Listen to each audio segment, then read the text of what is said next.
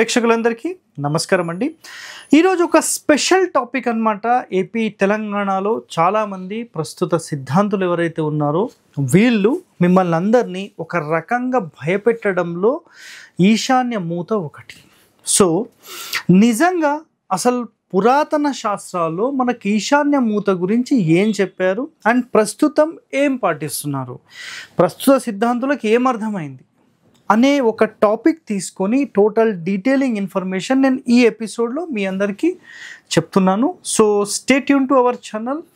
ఇలాంటి రహస్యాలు సాధ్యమైనంత వరకు మీకు ఎక్కడ దొరకవండి. సో ఇలాంటి రహస్యాలు కావాల్సిన వాళ్ళు మీరు ఖచ్చితంగా సబ్స్క్రైబ్ చేయండి, లైక్ చేయండి, 10 మందితో షేర్ చేయండి. సో గుర్తుపెట్టుకోండి, మనకి ఏపీ తెలంగాణలో ఒక మెయిన్ ఇష్యూ ఏముందంటే, ఒక ఇల్లు మనం తీసుకుందాం. జనరల్గా ఒక హౌస్ మనం ఇలా తీసుకుంటే కనుక ఈ ఇంటి లోపల ఈశాన్యంలో ఒక పూజా గది పెడితే దీన్ని ఈశాన్య మూత అని, ఈశాన్య మూత వల్ల పెద్ద కొడుకు చనిపోతాడు, లేకపోతే డెవలప్మెంట్ ఉండదు, అసలు మీరు 0 స్టేజ్కి వెళ్ళిపోతారు, మొత్తం వంశహాని జరుగుతుంది, వంశనాశనం జరుగుతుంది, ఇవన్నీ మాటలు చెప్పి చెప్పి మిమ్మల్ని భయభ్రాంతులకు గురి చేశారు. సింపుల్గా ఈ ఈశాన్య మూత అనే ఒక పదంతో మిమ్మల్ని అందరినీ భ్రష్టు పట్టించేశారు. అర్థమైందా? బట్ శాస్త్రాల్లో ఏం చెప్పారు అంటే, ఈశాన్య మూత గురించి పూర్వం ఏం చెప్పారు, ప్రస్తుతం ఏం చెప్పారు అనే ఒక టాపిక్ మనం ఇక్కడ తీసుకుంటున్నాం. సో గుర్తుపెట్టుకోండి, ఇక్కడ ఒక స్పెషల్ ఈ టాపిక్ ఎందుకు చెప్పాల్సి వస్తుందంటే, చాలామందికి ఒక భయం కలిగిస్తున్నారు కాబట్టి ఇక్కడ మనం చెప్పాల్సి వస్తుంది. సో ఇక్కడ చూడండి, ఒకసారి డైరెక్షన్స్ మీకు చెప్తాను. తూర్పు, దక్షిణము, పడమర, ఉత్తరం. సో 4 దిక్కుల్లో ఇది ఒక స్థలం అనుకుందాం.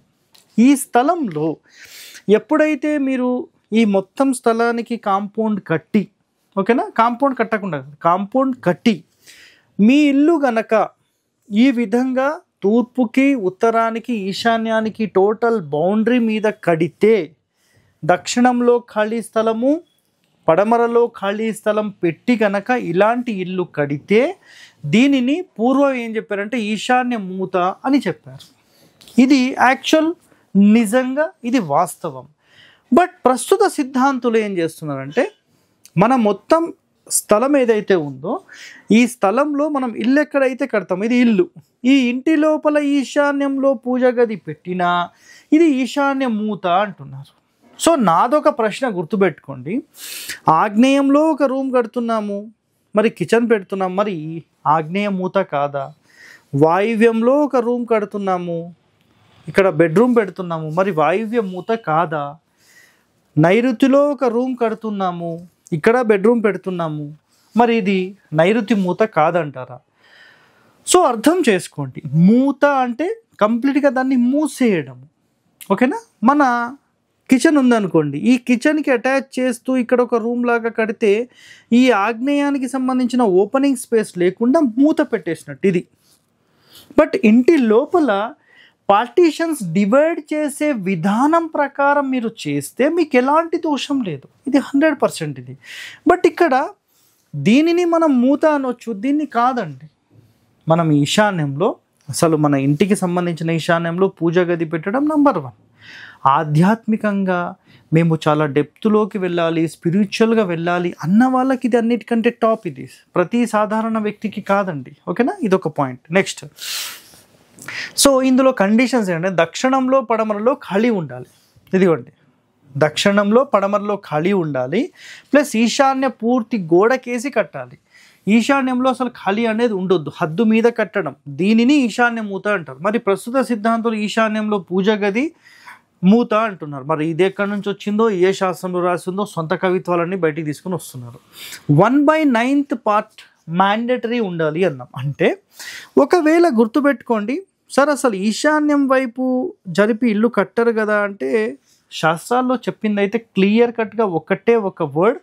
ఆ వర్డ్ ఏంటంటే, మన మొత్తం స్థలంలో, ఓకేనా, పడమర ఫేసింగ్ కానీ దక్షిణం ఫేసింగ్ కానీ కట్టినప్పుడు ఈ మొత్తం పొడవుకి ఒక భాగం ఇటు, ఇటొక భాగం, ఇటొక భాగం, ఇటొక భాగం, అంటే ఇట్లా ఇల్లు కట్టి ఈశాన్యం వైపుకే జరిపి దక్షిణంలో పడమరలో ఖాళీ ఎక్కువ పెట్టి తూర్పులో ఉత్తరంలో ఒక భాగం అన్నమాట అంటే పొడవులో వెడల్పులో ఒక భాగం వదిలిపెట్టి దీనిని మనం సింపుల్గా అందరికీ తెలిసిన విషయమే, మనకు 1 పార్ట్ వదలడము అంటారు కదా, పైశాచ స్థానము అని మాట్లాడతాం. సో అలా ఒక భాగం వదిలిపెట్టి ఇల్లు కడితే దీనికి మించిన ఇల్లు, దీనికి మించిన ప్రశాంతవంతమైన వాతావరణం అనేది మీకు ఎక్కడ కూడా లభించదు.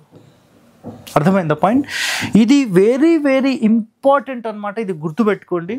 సో ఈ ఇల్లే అన్నిటికంటే ఫస్ట్ ప్రయారిటీ. దీని తర్వాత తూర్పులో ఉత్తరంలో ఎక్కువ ఖాళీ పెట్టి దక్షిణానికి అంటే నైరుతికి జరిపి కట్టి దక్షిణం పడమర తక్కువ ఖాళీ పెట్టి తూర్పు ఉత్తరాలు ఎక్కువ ఖాళీ పెట్టడం సెకండరీ ఆప్షన్. అర్థమైందా? సో ఆగ్నేయం వైపుకి వాయువ్యం వైపుకి మాత్రం జరిపి కట్టరండి. సో ఈ రెండు చాలా ఇంపార్టెంట్.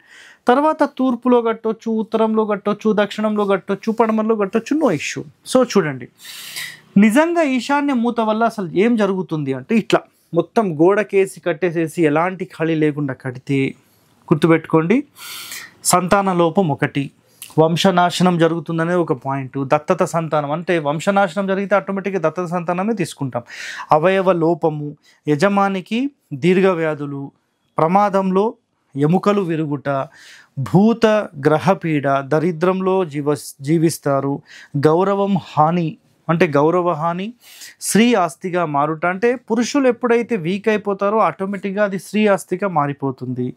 నెక్స్ట్ పురుష బలం తగ్గును అంటే ఇలాంటి దాంట్లో ఏమవుతుందంటే ఈ పడమర దక్షిణం ఖాళీ పెట్టడం వల్ల ఆడవాళ్ళు బలవంతులుగా మారి ఇక్కడ మగవాళ్ళ కంప్లీట్గా వాళ్ళు వీక్ అయిపోతారు.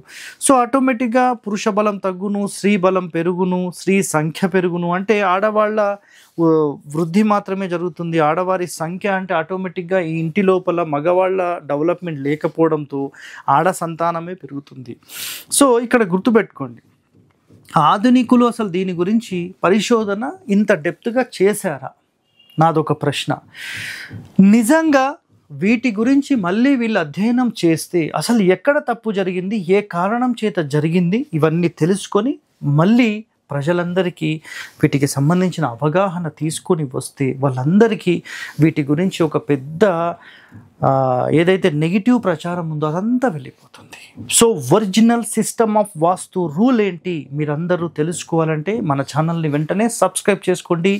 ఇలాంటి వాస్తు రహస్యాలు మీకు చాలా వరకు అరుదండి. సో ఇలాంటి వాస్తు రహస్యాలు తెలుసుకోవాలన్నా లేదంటే ఇలాంటివి మేము నేర్చుకొని మేము వాస్తులో ఒక ప్రొఫెషనల్గా మారాలని మీరు అనుకున్నా చాలా సింపుల్గా మన ఛానల్ని సబ్స్క్రైబ్ చేసుకోండి. ఇంకా మీరు మాతో కలిసి తిరగాలి, ఇంకా నేర్చుకోవాలని ఆకాంక్ష ఉంటే గనక మా వాట్సాప్ నెంబర్కి మీరు సంప్రదించండి, వాటి వివరాలు కూడా మీకు చెప్తాం. ఓకే, థ్యాంక్ యూ అండి.